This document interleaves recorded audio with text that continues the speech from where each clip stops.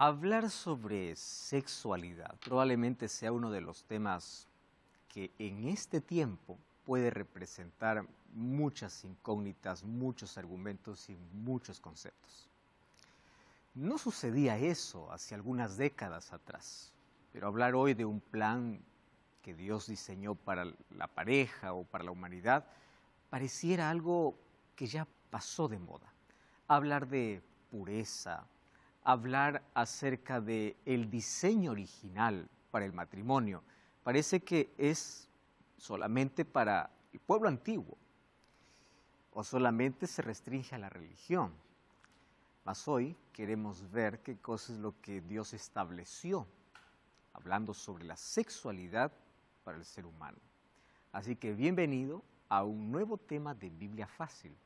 Allí donde tú estás, me alegra que puedas estar sintonizando el programa a través de la televisión, a través de la radio, escuchando el programa, a través de redes sociales, YouTube, Facebook o cualquier otra plataforma donde estés, eres bienvenido. Y bienvenidos amigos para un tema más. ¿Listos entonces para abordar? Este ya es nuestro tema número 5, sexualidad. ¿Qué dice la Biblia? Vamos a orar. Oramos. Querido Dios, estamos listos con tu palabra para que puedas hablarnos a través de ella sobre este tema tan importante. Para ello pedimos tu dirección y tu bendición en el nombre de Jesús. Amén. Amén. Muy bien, antes de ingresar a nuestro tema, como siempre vamos a invitar para que nuestros amigos puedan solicitar este curso bíblico llamado En Busca de la Verdad. Un curso a todo color que contiene 15 temas expuestos a la luz de la Biblia. Todos ellos hablando sobre qué cosa es lo que la Biblia dice al respecto de la muerte, el infierno, el sábado, la ley de Dios, la Biblia, quién es Dios, en fin, temas relevantes, importantes, esclarecidos a la luz de la Biblia. No es la opinión nuestra ni de una religión, sino lo que la Biblia explícitamente dice sobre ese tema. Solicite este material a nuestro WhatsApp, que es el +5512 98 100 14 60, o también tú puedes ingresar a nuestro sitio web, estudielabiblia.com. Vas a encontrar una variedad de materiales que te van a enseñar y te van a ayudar a comprender muchos temas importantes, relevantes, que van a enriquecer tu experiencia y tu fe en Dios. Así que solicita ahora mismo. ¿Listos entonces para abordar nuestro quinto tema? Sexualidad. ¿Qué dice la Biblia? Cuando hablamos de sexualidad, obviamente va a abarcar varios aspectos. Hoy vamos a mencionar apenas algunos de esos aspectos. ¿Está bien? Porque esto da para hacer unos 3 o 4 temas, por lo menos hablando de manera específica, pero hoy abordaremos de manera general. Muy bien, hablar de sexualidad hoy puede parecer crear mucha polémica. Yo ya sintonicé muchos programas en radio, algunos de ellos en televisión. Cuando abordan el tema de la sexualidad, va a despertar siempre aquel fuego de discusión, ¿verdad? Porque resulta que va a depender de quién pueda conducir el tema y comienzan todos los argumentos sobre sexualidad y cada uno presenta un argumento diferente de acuerdo al tiempo, de acuerdo al histórico, al trasfondo de esa persona. Entonces, hablar de sexualidad hoy sería entrar en un tema muy polémico e incluso puede traer tantos problemas dentro de la sociedad. Así que para ello muchas veces es mejor guardar silencio. Mas hoy no venimos aquí para discutir ideas o argumentos que los seres humanos proponen. Venimos solamente para mostrar lo que la Biblia dice sobre sexualidad. Porque la Biblia sí tiene en claro estos asuntos que hoy causan tanta polémica. La Biblia lo estableció pues hace miles de años, la línea correcta o la línea cierta, tomando en cuenta que hay un Dios creador y ese Dios creador sabe cómo funciona su creación. Así como todas las cosas creadas tienen un manual y el manual te dice de parte de los creadores cómo funciona, Dios nuestro creador sabe cómo funcionamos. Y Él estableció para cada área de la vida reglas, límites, que en nuestro próximo tema veremos que todos los seres humanos tenemos que estar bajo un límite para realmente ser libres. Pero eso será nuestro próximo tema. Entonces, si Dios como nuestro creador sabe cómo funcionamos, Él estableció con claridad. Él no dejó para que el ser humano pueda determinar su sexualidad. Él no dejó para que el ser humano pueda crear conceptos sobre ella. Él dejó claro en su palabra cómo creó al ser humano y de qué manera lo creó y para qué lo creó. ¿Correcto? Entonces, no estamos aquí para despertar esa polémica, simplemente para mostrar lo que la Biblia dice al respecto de la sexualidad. Pensamiento popular y más hablado y más aceptado en nuestro tiempo es así: toda forma de amor vale. Y allí, si lo colocamos en una pregunta, ya nos abre la ventana como para poder, o la puerta como para poder discutir. El asunto es, ¿toda forma de amor vale? Claro, porque vivimos en un tiempo donde el amor también es una palabra que cambió el concepto, ¿no? Bueno, si nosotros vamos a los tiempos bíblicos, para los judíos el término amor representaba una cosa, para los griegos ellos dividieron el amor ya en 4 palabras totalmente diferentes, pero el concepto de amor ha ido cada vez rebajándose. En nombre del amor se cometen crímenes, como en nombre de Dios se cometen crímenes. En nombre del amor, dice, por amor yo puedo hacer lo que quiero, como quiero, con quien quiero, en fin. En nombre del amor, de algo tan puro, de un principio tan lindo, que es establecido obviamente por Dios, hoy se ha rebajado tanto para decir toda forma de amor vale. ¿Cómo comenzó todo esto? Bueno, si nosotros analizamos un poquito el lado histórico, a la verdad hubieron 2 eventos en la historia que dieron lugar a todo lo que hoy estamos viviendo. A todo, absolutamente todo. La primera de ellas es la Revolución Francesa, 1789, y la segunda es la Revolución Sexual en la década de los 1960. A partir de allí, las cosas cambiaron en todos los aspectos. Por ejemplo, estos 2 eventos tienen algo en común, aunque tienen fundamentos totalmente diferentes. Ustedes saben que la Revolución Francesa, a la verdad, comenzó como un movimiento político que luego se convirtió en un problema social. En cambio, la Revolución Sexual comenzó como un movimiento social que luego se convirtió político. Al revés, ¿no? ¿Cómo comenzó ese asunto de la Revolución Francesa? Para resumir el asunto, porque acá hay varios detalles, la gente estaba cansada de un reinado absoluto. Ellos querían un rey, un gobernante más popular.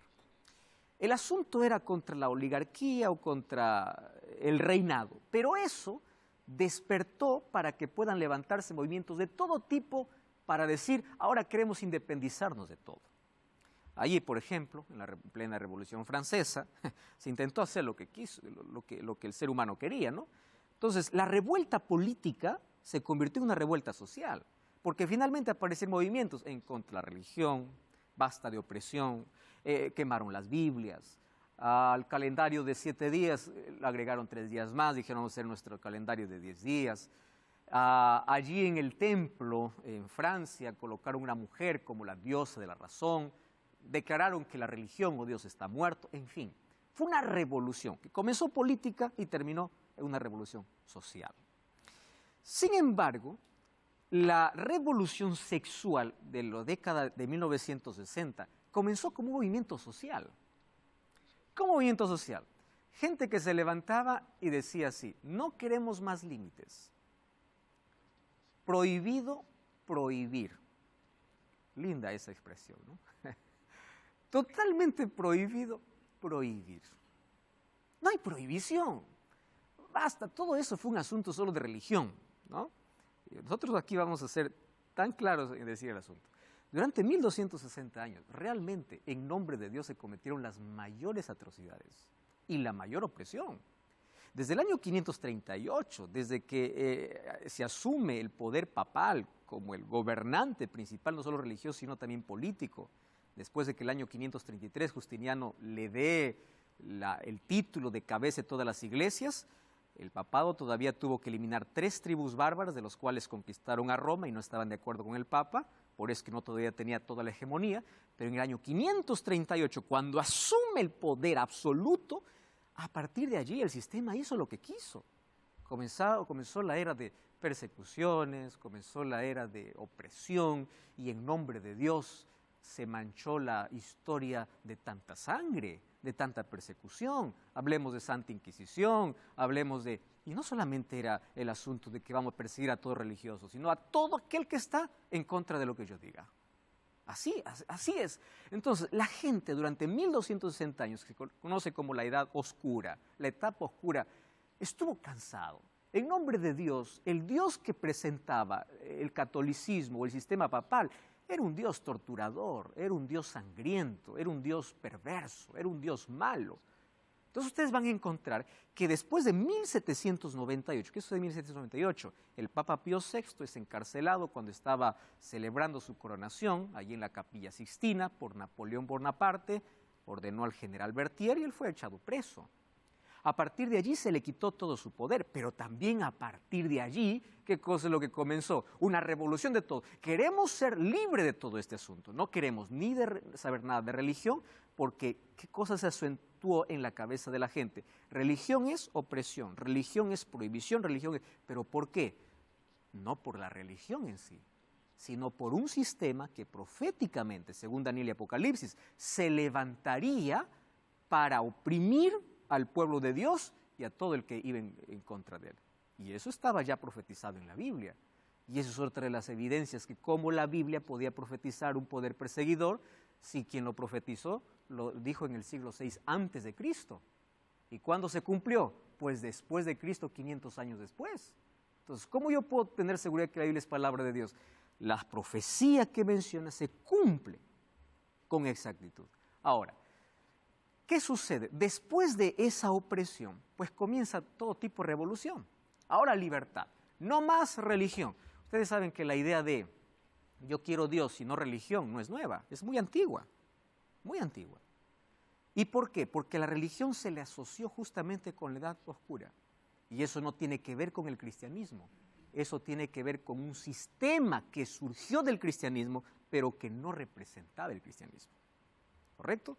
Ahora, ¿qué cosa sucede? En 1960, movimientos sociales comenzaron a decir, nosotros ya estamos cansados de todo eso, claro, después de la Revolución Francesa, obviamente, y dijeron, prohibido prohibir. Entonces, a partir de allí comienzan nuevos conceptos en contra de la familia tradicional, ¿no? Aparecen nuevos conceptos en cuanto a valores y en cuanto a sexualidad. Todo, 1960, recuerden esa década. Solo que el movimiento social se tornó político. ¿Por qué razón? Porque ese movimiento cada vez fue creciendo, cada vez fue invadiendo todas las esferas. Política, y hablemos no solo de política, ¿no? Las películas, Hollywood ayuda mucho a la distribución de... Hollywood no distribuye películas, recuerden.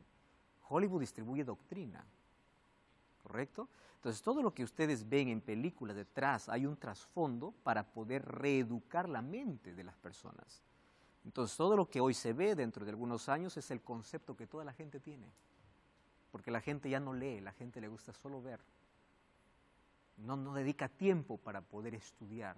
Solamente, lo vi ahí, otra vez lo vi, me refuerza. Eso es la verdad entonces.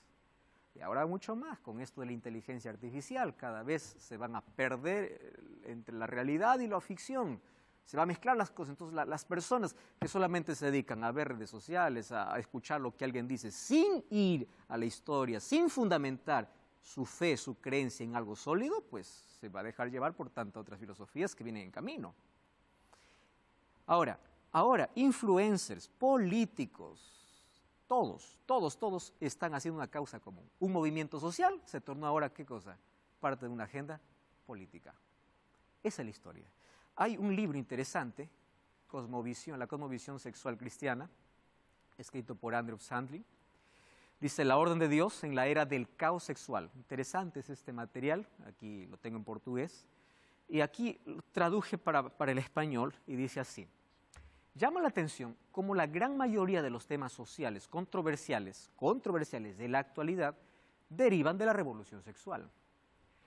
Embarazo en la adolescencia, divorcio desenfrenado, aborto, leyes de notificación a los padres, feminismo, homosexualidad, matrimonio entre personas del mismo sexo, inseminación artificial, donación de esperma, pornografía, fecundación in vitro. Todo eso, dice así, no se puede imaginar la cultura occidental, o sea, nuestra cultura contemporánea, aparte de la revolución sexual.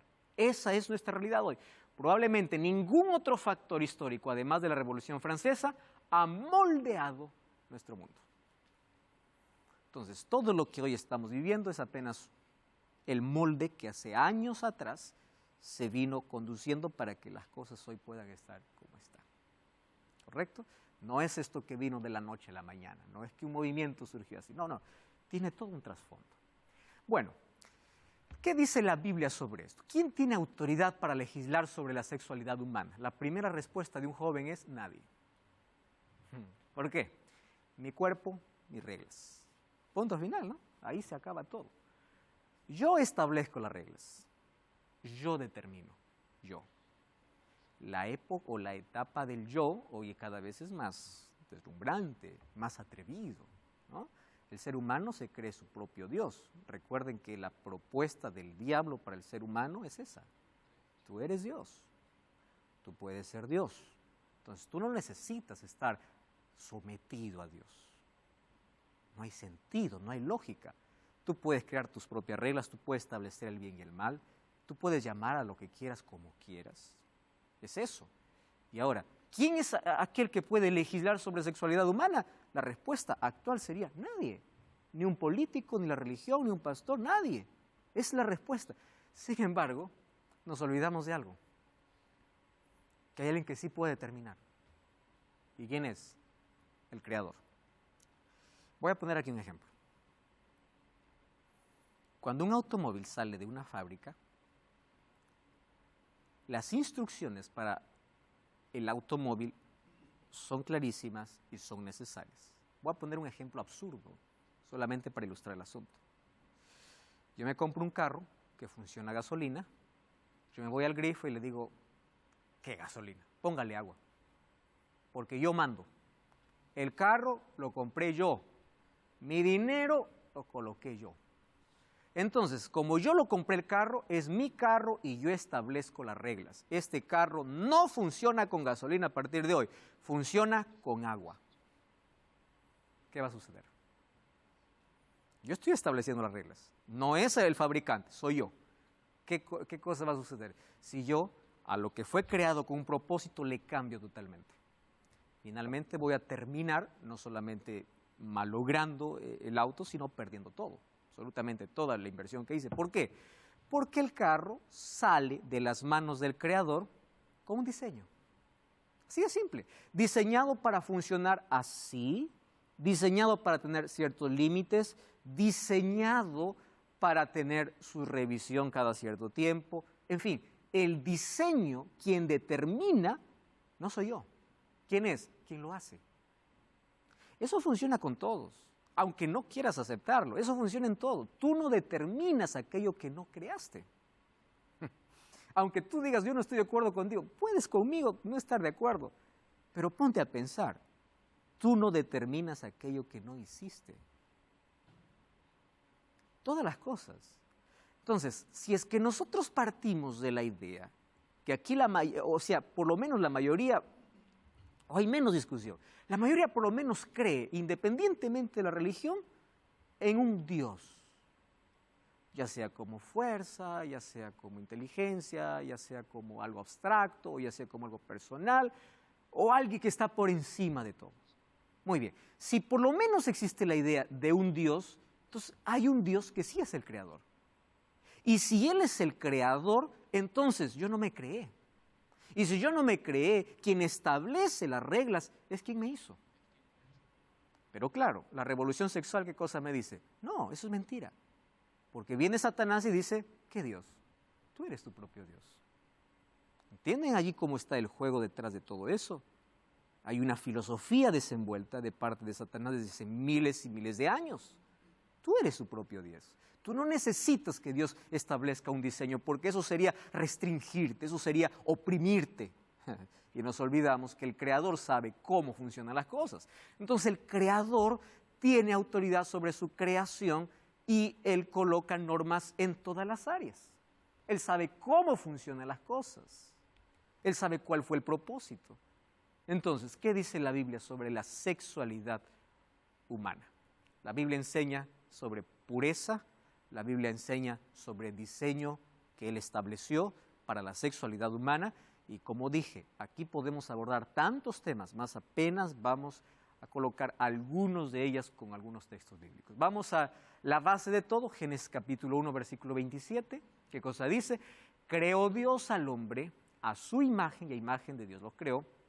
Y es interesante que Él dice así, varón y hembra, que es la traducción para nuestro español, ¿no? Varón y hembra, hombre y mujer. Interesante la manera como explica el Creador cómo hace las cosas. Varón y hembra, o mujer, hombre y mujer. Ya existe ahí una diferencia. Ambos tienen algo en común, claro, porque fueron creados a imagen y semejanza del Creador. Todos vienen de la misma fuente, hechos por la misma mano del Creador, iguales de estima, de valor, igual, nadie más que el otro, pero hombre y mujer, totalmente diferentes, ¿correcto? Entonces, es lo que dice. Cuando dice hombre y mujer, quiere decir cada uno con sus funciones orgánicas y sexuales, y lo que el diablo quiere es destruir el diseño. Y está claro. Yo ya les mencioné en el capítulo que hablamos sobre la creación. El ataque de Satanás siempre va a ser la Biblia, pero especialmente Génesis y Apocalipsis. Porque Génesis comienza a establecer las bases para todo. Sin Génesis no entiendo que yo soy pecador. Sin Génesis no entiendo cómo vino a la existencia de este mundo. Sin Génesis no entiendo, nunca voy a entender todo el plan que Dios tiene para la vida.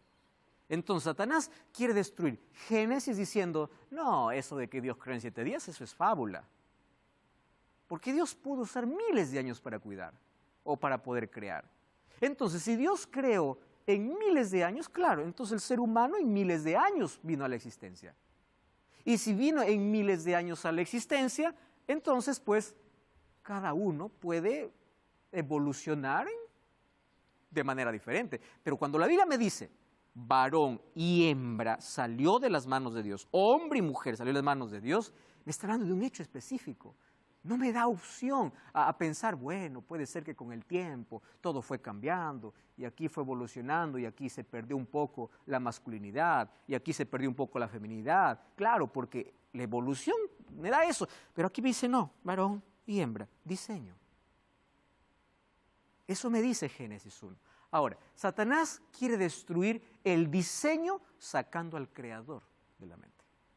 Entonces, si yo saco al Creador, haz lo que quieras, pues, porque nadie te creó, ¿correcto? Si no hay un creador, yo establezco mis propias reglas. Ahora, Génesis 1:28. Y Dios les dijo, fructificad y multiplicaos. Es interesante. ¿Qué cosa Dios está estableciendo en el jardín del Edén antes de la entrada del pecado? Dar fruto, fructificad y multiplicaos es la orden de Dios bajo un diseño que Él estableció en la primera pareja que creó. ¿Cuál es el diseño? Los cree con funciones diferentes, con órganos sexuales diferentes, porque es la única manera que puede existir multiplicación. Y quiero hablarte así, a corazón abierto, con sinceridad, y esto va desde el punto de vista biológico, desde el punto de vista científico, por donde tú lo veas. Solamente va a existir nueva vida si es que existe un óvulo y un espermatozoide. 2 óvulos o 2 espermatozoides no generan vida. Tú lo puedes intentar como tú quieras. Tú no vas a generar vida, no hay nueva vida. el plan que Dios diseñó para que haya nuevas familias, nuevas vidas, siempre va a ser diseño hombre y mujer. Tú puedes pensar lo que quieras, intentar lo que quieras, pero a menos que no unas esas dos cosas, no existirá vida, ¿entiendes? No existirá vida. Tiene que existir esos dos elementos. Tú puedes pensar y creer lo que quieres, está bien, yo respeto tu opinión, pero para generar vida va a existir eso. Ahora, para Dios, no era fácil decir así, que se cree toda la humanidad, y listo, todos los seres humanos existen. Hubiese sido fácil, o no tiene poder para eso.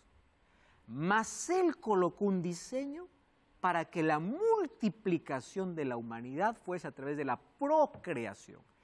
Un Dios creando a través de un diseño que Él establece. ¿Y aquí qué cosa está hablando? De sexualidad. Hay muchos que dicen, pastor, no hablemos de sexo dentro del contexto. Dejemos ese tema como un tabú. Nuestros jóvenes, ¿dónde están aprendiendo? En internet, afuera, de manera distorsionada. Nuestros púlpitos, nuestras iglesias tienen que hablar de sexo, porque el sexo es puro dentro del marco que Dios estableció. Hablemos de manera más abierta. No es algo sucio como nos enseñaron hace mucho tiempo. Dentro del marco establecido por Dios es puro y fue establecido antes de la entrada del pecado. ¿Qué más dice la Biblia sobre sexualidad? Un tema probablemente polémico para la mente más posmoderna, más bíblico, totalmente bíblico, hablando sobre sexualidad humana. Continuamos entonces aquí con nuestro tema y estamos hablando sobre un diseño que Dios estableció al momento de crear para que la humanidad pueda crecer, ¿correcto? Entonces, fructificad y multiplicaos, llenad la tierra y sojuzgadla, señoread sobre los peces del mar, aves del cielo y en todas las bestias que se mueven sobre la tierra, dice Génesis capítulo 1, versículo 28. Quien creó entonces el sexo puro dentro de un marco de una pareja, hombre y mujer, dentro de un matrimonio, que Él mismo los unió en el Edén, fue Dios. El sexo no es sucio, no es cochino, como muchos por allí piensan, y este es uno de los temas que se deben abordar desde casa. No tengas miedo de poder sentarte con tus hijos, ¿no? De poder hablar a tus hijos sobre este tema. Y no esperes que ellos sean jóvenes o adultos. Desde las escuelas hoy están enseñando de manera distorsionada en muchos, no estoy diciendo en todos, sobre sexualidad totalmente diferente. Y desde casa se deben formar los pilares basados en principios y un fundamento sólido como la palabra de Dios. No tengas miedo de abordar el tema, claro, con sutileza, con delicadeza, respetando la edad, pero vamos a hablar sobre sexualidad. Si es que no se enseña desde casa, ¿dónde lo van a aprender? Si es que no se aborda el tema desde la iglesia, ¿dónde lo van a aprender? Fue Dios quien lo estableció y es puro dentro del marco del matrimonio. Dentro del matrimonio. Ahora, vamos a lo siguiente. Hombre y mujer, ¿son iguales o diferentes? Esa es la grande lucha. Ese es el grande tema. Por todo luchando, por la igualdad de esto, porque, bueno, en fin. Miren. Dejemos la polémica y los argumentos y las luchas sociales y vamos a lo que dice la Biblia. La Biblia dice así, que hombre y mujer son iguales y diferentes. ¿Cómo? Entonces, mientras todos están luchando, si son iguales o diferentes, la Biblia dice que son iguales y diferentes. Quitamos el o y colocamos el i. ¿Por qué iguales? Vamos al texto primero. Génesis 2:23. Dijo entonces Adán, esto es ahora hueso de mis huesos y carne de mi carne. Esta será llamada varona porque de varón fue tomada. Dios crea al ser humano, al hombre del polvo de la tierra. Del polvo de la tierra coloca aliento de vida, es un alma viviente. Esa alma viviente un día cae en sueño porque Dios así lo quiere. Y de su costilla, cerca al corazón, saca un pedazo de carne. O sea, la primera cirugía no lo hizo un médico, lo hizo Dios. Saca y crea una mujer. ¿Qué cosa dice Adán cuando lo ve? Esta sí es hueso de mis huesos y carne de mi carne, porque lo que había visto hasta ahí, ¿qué cosa era? Solo animales. solo la creación. Esta sí es parte mía, es de mí. O sea, la materia prima del cual sale el hombre y la mujer viene de la misma fuente. Es Dios mismo quien los crea. En ese aspecto son iguales. Los dos tienen el mismo valor, los dos vienen de la misma materia prima, los dos, aquí hay igualdad en cuestión a la forma como fueron creados. Pero también la Biblia me habla de que son diferentes, ¿no? Y es interesante que dice, Dios los sacó de la costilla, ¿no? Hay un poeta que dice, Dios no los sacó del pie para que no sea pisoteada, ni de la cabeza para que sea más alta que el hombre, sino de la costilla para ser amada. Y si nosotros vamos a las diferencias fisiológicas, ¿no?, o psicológicas de un hombre a una mujer, hay una diferencia. Y la mujer obviamente siempre va a tender al lado del amor, a ser amada, ¿no?, ser comprendida. Y la orden de Dios para el hombre es amar a las mujeres. Eso vamos a ver más adelante, porque Dios los creó de manera especial. Ahora, pero también, no solamente son iguales, también son diferentes. ¿Quieren para ver la diferencia cómo Dios trata? Después que entró el pecado, Dios no colocó la misma consecuencia para ambos. ¿Por qué? Porque aquí vas a encontrar que son diferentes. Iguales en el sentido que vienen del mismo creador, usando la misma materia prima, pero diferentes en la manera como Dios trata a cada uno. Fíjense aquí, ¿por qué la diferencia? A la mujer dijo, multiplicaré en gran manera los dolores de tus preñeces y con dolor darás a luz tus hijos, y tu deseo será para tu marido y él se enseñoreará de ti. Y al hombre le dijo, por cuanto obedeciste la voz de tu mujer y comiste del árbol que te mandé diciendo, no comerás, maldita será la tierra por tu causa, con dolor comerás de ella todos los días de tu vida, espinos y cardos te producirá, comerás plantas del campo, con el sudor de tu rostro comerás el pan hasta que vuelvas a la tierra, porque de ella fuiste tomado, polvo eres y al polvo volverás. La pregunta es, ¿por qué consecuencias diferentes? Porque ambos no podían ser lo mismo, ambos son diferentes. El hombre no puede dar a luz. Al hombre no podía colocar la misma consecuencia que colocó para la mujer. Ahí está la diferencia. A uno con el trabajo y al otro ser que él creó con la multiplicación de dolor cada vez que va a dar a luz. Entonces, Dios muestra en su palabra que hombre y mujer son iguales y diferentes. Totalmente diferentes. ¿Cuáles son las diferencias? Pues no necesitamos hacer un estudio grande para encontrar las diferencias. Basta casarse y uno encuentra las diferencias enormes. Hombre y mujer totalmente diferentes, funciones específicas diferentes. Bien, no solamente la manera de pensar, obviamente, la manera de percibir las cosas, de sentir. El hombre es más visual, la mujer es más auditiva. Uno puede tener más el lado racional, el otro más el lado sentimental. Uno ve un aspecto, el otro ve otro aspecto. Desde el área psicológica hay un estudio interesante. El hombre tiene más fuerza bruta para poder cargar peso, más la mujer tiene más fuerza de resistencia. La mujer resiste más que el hombre. En el dolor, la mujer puede soportar 11 veces más el dolor que el hombre. Mauricio, el hombre con una gripe parece que ya se muere, ¿no? Una mujer da a luz y ella sigue viva, que el hombre nunca va a experimentar ese dolor. Entonces hay una diferencia en todos los aspectos. Son iguales, claro, vienen del mismo creador, usando la misma materia prima, pero son diferentes. Hay diferencias, no necesitamos hacer grandes estudios para eso. Incluso hay estudios, ahora vamos del lado científico, donde muestran que los hijos que crecen con papá y mamá tienen un comportamiento, una conducta y la formación de carácter totalmente diferente que si crecieron con ausencia de uno de ellos. Tú puedes decir, no, yo lo crío solo, suficiente, pero anda a los estudios. Hijos con ausencia paterna tienen una conducta diferente. Hijos con ausencia materna tienen una conducta diferente. ¿Por qué? Porque ambos van a dar cosas diferentes.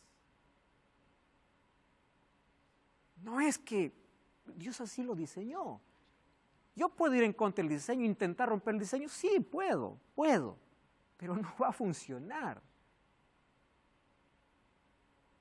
Yo quedé sorprendido con un estudio realizado justamente sobre ateísmo.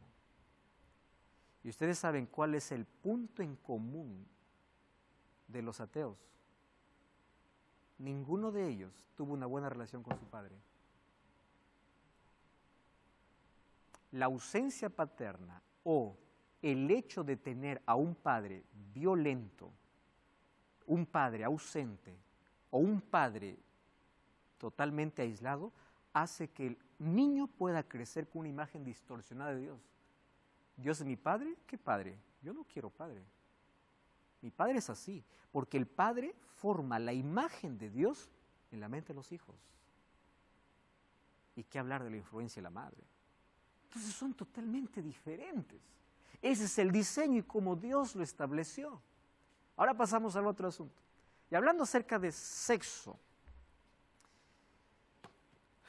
antes o después del matrimonio, desde el lado de la evolución dice el sexo es un instinto. Y como es un instinto, no hay problema, cuando tú quieras. Desde el lado creacionista te dice no, el sexo tiene su lugar. Más o menos es como el fuego. El fuego está bien en la cocina, pero tú no puedes andar fuego en los bolsillos. El fuego está bien en su lugar. Eso sería desde el punto de vista bíblico. El sexo es puro, es santo, es agradable, establecido por Dios en su lugar. Fuera de él, no. Entonces, ¿qué textos bíblicos presenta allí? Génesis 24. Dejará el hombre a su padre y su madre y se unirá a su mujer. Interesante, tiene que formar un nuevo hogar y esa palabra unirá demanda de un compromiso. No es lo robará, no es lo llevará, se unirá, hace un compromiso y ambos serán una sola carne. Una sola carne está hablando no solamente del acto sexual, sino de la unidad completa que debe tener la pareja en todos los aspectos. Entonces, dentro del matrimonio es bendición. ¿Y por qué no antes? Porque el ser humano es un ser integral. Ustedes escucharon el término biopsicosocioespiritual. Todas las áreas, cuando hay un equilibrio en todas las áreas, el ser humano puede tener plenitud. Yo estoy bien, no tengo enfermedad porque no me duele el cuerpo, pero estás mal de la mente, no tienes salud. El sexo antes del matrimonio solo es físico. ¿Por qué razón? Porque luego puede traer culpa cuando es por el matrimonio, o luego puede traer consecuencias sociales. ¿Y qué hablar del lado espiritual? Entonces, resumiendo este asunto, miren, ven. Aquellos que, los únicos seres, las criaturas, ¿no?, sobre esta tierra, que tienen sexo solo físico, son los animales. ¿Por qué? Por instinto. Solo físico. Pero el ser humano fue diseñado para que el sexo pueda ser disfrutado en su plenitud, físicamente, mentalmente y espiritualmente y socialmente. Todas las áreas, totalmente aceptadas. Geraldine. Tengo algunas preguntas, pero están todas enfocadas en lo mismo. Yo soy judía y desde el judaísmo hay muchas maneras de interpretar la Torá o el Primer Testamento, que es el libro en el cual nos basamos. Y quería saber desde el adventismo cuántas, tienen solamente una interpretación sobre las cosas, porque yo al leer todo lo que dice, creo que da para ciertas interpretaciones y para un marco un poco más abierto en base a lo que tú estás explicando ahora. Te lo pregunto desde el respeto y desde poder entender un poco más, más esto. Y una cosa más, porque por ejemplo, antes sin ser yo representante, yo soy heterosexual y ahora estoy hablando como persona judía y no representando al judaísmo. Me parece que se excluye, cuando se habla solo hombre y mujer y el amor, relacionado a eso, se excluye a las personas que probablemente están viviendo desde su sexualidad, desde el amor, en otro aspecto. En otro aspecto. Y lo que yo he entendido con el tiempo es que simplemente son sus orientaciones, no son elecciones. Quiero dejar de lado la exageración como del libertinaje, ni de las marchas, nada, sino que las personas que vinieron con esa orientación y aunque han tratado de hacer todo, no lo hacen. ¿Qué dice también como la Biblia desde ese punto y cómo se aborda el respeto a esas personas sin ninguna exageración. Excelente. Gracias, Geraldine. Entonces, ¿qué cosa es lo que estamos presentando? Hasta aquí 2 cosas. ¿Qué dice la Biblia respecto de matrimonio, respecto de sexo? ¿Está bien? Ahora, ¿qué dice la Biblia respecto de las elecciones que el ser humano puede hacer o las inclinaciones que éste puede tener? Es interesante, Geraldine, pero todos los seres humanos, independientemente de quién sea la religión o el credo que profese, todos tenemos inclinaciones a ciertas cosas pecaminosas que si no fuera por eso nadie cometería cosas pecaminosas. Es la inclinación, la naturaleza pecaminosa que nos lleva a eso, ¿correcto? Ahora, hay muchos que piensan así, ¿no? Y ven a la religión justamente como el lado condenatorio de mi elección. Primero, yo quiero decirte que tú eres libre, ¿correcto? Lo que te estoy presentando es el plan de Dios y el diseño que Dios tiene. Muy bien. ¿La religión te condena? Vuelvo al asunto. No. ¿Y por qué razón? Porque la Biblia, mira, quiero que entiendas, establece los parámetros, pero si alguien sale de ese parámetro, hoy vamos a leer textos bíblicos, que la Biblia me enseña cuál es el plan o el diseño que Dios tiene, el plan que Dios tiene para restaurarme. Y me encanta esa palabra restauración. Y yo te voy a hacer aquí un ejemplo bien práctico para que podamos entender este asunto. Geraldine, vamos a imaginar que a un psiquiatra va una persona totalmente delgada que vomita todo lo que come y dice así, yo me percibo gorda, por eso no como. El psiquiatra, ¿qué cosa va a hacer? No le va a condenar, le va a ayudar. Porque ella se está autopercibiendo de una manera equivocada. O sea, su visión de sí misma está fuera de la realidad. ¿Es así o no? ¿Qué cosa le va a dar? Un tratamiento. Y cuando funcione ese tratamiento, esa persona ha sido ¿qué cosa? Restaurada, ¿qué cosa? Su cosmovisión, su visión. Eso es lo que hace Dios. Nuestra realidad se puede distorsionar con nuestras inclinaciones, con nuestra pecaminosidad, pero Él no nos condena. Y aquí está el lado de la Biblia. La Biblia no está para condenarte. La Biblia está para decirte cuál es el diseño que Dios estableció y cómo Dios puede restaurarte. Ahora, ojo, Dios acepta a todos por igual, pero no acepta todo lo que haces. Eso es cosa muy diferente. ¿Dios me ama como soy? Sí, Dios me ama y Dios me acepta. No importa lo que yo, dónde me haya hundido, qué cosa haya hecho, Dios me ama. Pero el hecho de que Dios me ama no significa que Él acepta todo lo que hago. Te hago un ejemplo.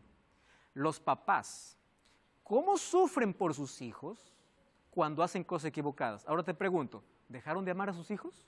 Claro que no. Los papás siguen amando a los hijos. Los hijos pueden tomar sus propias elecciones, pero el amor sigue. No significa que porque pecaste, te apartaste del diseño, Dios te dejó de amar. Eso es una mentira. Dios te ama, pero Dios te acepta como llegas, pero no te deja como estás. Me encanta la parábola del pródigo, ¿no? El pródigo llegó andrajoso, sucio, acabado. Lo abrazó. No le dijo, anda, báñate, anda, cambia. No, ven, yo te amo, yo te acepto. Pero te voy a cambiar. Ese es el Dios que tenemos. Un Dios que puede acomodar nuestras realidades distorsionadas y nos puede restaurar para hacernos volver al plan que Él tiene para la vida. Y esto no es un acto condenatorio, es un acto de amor. Entonces, volviendo al tema de alguien que se autopercibe cuando realmente es su visión que está distorsionada y necesita un tratamiento, eso es lo que Dios hace con nuestra naturaleza. ¿Correcto? Ahora, vamos a continuar aquí con nuestro estudio. Bueno, eso se repite en Efesios 5:31, dejar el hombre a su padre y a su madre. Aquí incluso está hablando de la relación que Cristo tiene con la iglesia. Hebreos 13:4 dice, honroso sean todos el matrimonio y el lecho sin mancilla. El lecho sin mancilla significa la cama pura. Y esa cama pura está hablando de libre de fornicación y libre de adulterio, ¿correcto? Porque dice a los fornicarios y adúlteros, Dios los juzgará. Mateo 5:32, yo os digo que el que repudia a su mujer, a no ser por causa de fornicación, hace que ella adultere, y el que se casa con la repudiada comete adulterio. En la Biblia el plan de Dios es que cuando las personas se casan puedan permanecer juntas, permanecer unidas. Incluso si es que hay problemas serios, que haya reconciliación, que haya perdón. Y la única opción, no significa que esa es una orden, opción que da para formar un nuevo matrimonio es cuando hay deslealtad o infidelidad, como dice Mateo 5:32 o Mateo 19:9. Porque, ¿qué cosa es lo que Dios tiene que cambiar? Lo que Dios tiene que cambiar es la cabeza, la mente. Esta es la fábrica ¿de qué? Adulterios, fornicaciones, homicidios, hurtos, avaricias, maldades. ¿Qué dice la Biblia sobre homosexualidad? ¿Las condena? Miren, vamos a ver la condenación y vamos a ver, no la condenación, lo que dice y luego la manera como Dios quiere restaurar. No te echarás con varón como te acuestas con una mujer, porque esto es repugnante, dice Levítico 18:22. Levítico 20:13 dice, si un hombre se acostare con otro hombre con quien se acuesta, como una mujer, o como quien se acuesta con una mujer, ambos hicieron abominación. Sodoma y Gomorra, Geraldine, tú debes conocer incluso allí el Mar Muerto, ¿no? Todo ese territorio, antes era el territorio de Sodoma y Gomorra, esas ciudades fueron destruidas. El alto grado de salinidad que tiene el Mar Muerto justamente es por la cantidad de azufre que cayó sobre ese territorio. Y esas ciudades fueron destruidas justamente porque, de ahí viene la palabra sodomita, ¿no? Ellos rompieron totalmente el diseño que Dios estableció. Y Judas 1:7 dice, como Sodoma y Gomorra y las ciudades vecinas, las cuales, la misma manera que aquellos habiendo fornicado, ido en pos de vicios contra naturaleza, fueron puestas, por ejemplo, sufriendo el castigo eterno, está advirtiendo que finalmente aquel que no abandona el pecado terminará en la misma situación. Romanos 1:18 al 32 habla de toda la realidad que hoy estamos viviendo. Todo. Dice que personas que dejan el uso normal, se van a vicios y practican el pecado contra naturaleza, personas que se creen sabias, finalmente terminan en la ignorancia, incluso negando a su creador. La realidad de esta revolución que comenzó en la década del 60. Romanos capítulo 1, 18 al 32, claro, ya no nos alcanza el tiempo para leer el texto. Mas fíjense ahora, me encanta aquí la promesa que Dios tiene. ¿No sabéis que los injustos no heredarán el reino de Dios? No erréis, ni fornicarios, ni idólatras, ni adúlteros, ni afeminados, ni los que se echan con varones, ni ladrones, ni avaros, ni borrachos, ni maldicientes, ni estafadores heredarán el reino de Dios. Uno lee hasta aquí y encuentra solamente condenación. Pero miren lo que continúa el texto diciendo, esto erais algunos, mas ya habéis sido lavados, santificados, justificados en el nombre de Jesús por el Espíritu de Dios. ¿Cuál es la solución que Dios ofrece? No es condenarte. Este es el plan que tengo para tu vida, pero si te sales del diseño, yo estoy para ayudarte. Nadie se perderá por el tamaño de su pecado. La gente se perderá por rechazar la gracia de Jesús. Mucho cuidado con ese concepto de universalismo. Tú ya escuchaste ese grupo de personas que piensan, no, Dios es tan amor que finalmente va a perdonar a todos y por amor nadie se va a perder. Mucho cuidado con eso. La Biblia menciona que las personas que insisten en su maldad finalmente se perderán.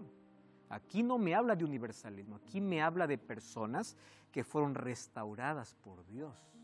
O sea, el arrepentimiento puede ser una realidad. Entonces, aquí no te estamos condenando, ni estamos hablando, ni estamos diciendo de que lo que tú practicas ya está para condenación eterna. No, porque no hay caso perdido. Dios puede restaurar tus inclinaciones más pecaminosas, tus vicios, tus problemas. Y este pecado de la homosexualidad es tan condenado como el pecado de los vicios, de borrachera, de otras cosas. Pero Dios se ofrece como aquel que puede restaurarte. La Biblia no me presenta un mensaje de condenación, me presenta una realidad que puede ser cambiada, todo por el poder de Dios. No importa lo que ya cometiste, aborto, estás participando en estos movimientos, tienes esa inclinación, Dios conoce tus luchas y Dios te ama. Y Dios te dice, ven, yo te acepto como llegas, pero cuando llegas a mí, yo te cambiaré, yo no te dejaré como estás. Mientras Daniel canta, pide que Dios pueda producir ese cambio en tu vida y un día tú serás parte del reino de los cielos. Nadie se perderá por los pecados que cometió. La gente se perderá por rechazar la gracia de Jesús. Acepta esa gracia en tu vida.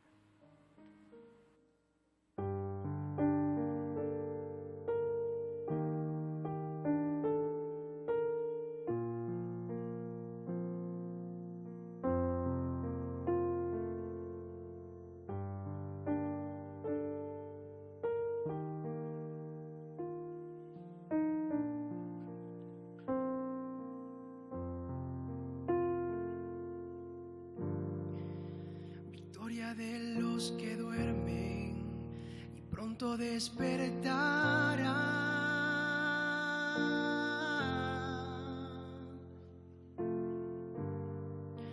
Oído de los que nadie quiso escuchar.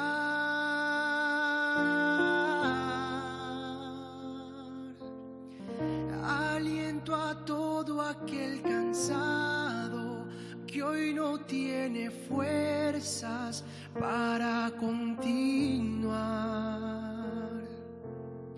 Si prometiste estar conmigo, ya no tengo miedo de lo que vendrá. Si aún perdiendo todo yo te tengo, contigo mi Señor nada me falta, y siento que el mar pronto voy a cruzar y no volveré atrás, no volveré atrás. Si por las noches tengo tu consuelo, si curas mis heridas con tu amor eterno, no hay razones para dudar. Mi mano no soltarás, mi mano no soltarás. Jamás alguien se ha perdido y no lo pudiste hallar.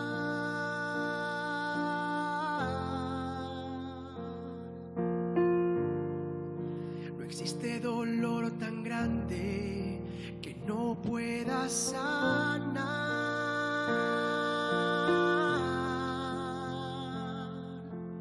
Entonces miro hacia los montes, porque en mi socorro viene de Jehová. Y sé muy bien que Él me responde antes de que clame y me da su paz. Si aún perdiendo todo yo te tengo, contigo mi Señor nada me falta, y siento que el mar pronto voy a cruzar y no volveré atrás, no volveré atrás. Si por las noches tengo tu consuelo, si curas mis heridas con tu amor eterno, no hay razones para dudar. Mi mano no soltarás, mi mano no soltarás. Si la brújula pierde el norte y se oculta por siempre el sol, y aunque hoy se desplome el cielo, yo soy de mi Señor. Si la brújula pierde el norte y se oculta por siempre el sol, y aunque hoy se desplome el cielo, yo miraré hacia los montes, porque en mi socorro viene de Jehová. Y sé muy bien que Él me responde antes de que clame y me da su paz. Si aún perdiendo todo yo te tengo, contigo mi Señor nada me falta, y siento que el mar pronto voy a cruzar y no volveré atrás, no volveré atrás.